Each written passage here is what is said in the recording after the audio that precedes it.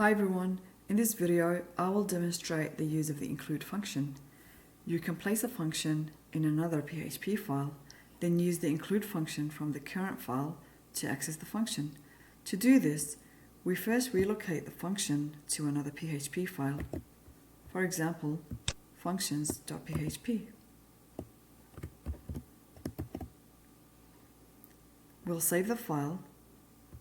Then, from the file where you want to make the function call, use the include function.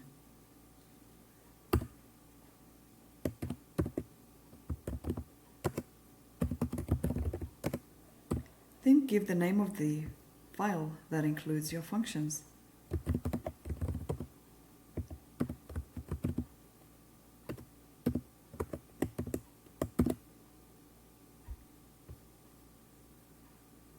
You can add more functions in functions.php and reuse them in other PHP files by using the include function as demonstrated in this video.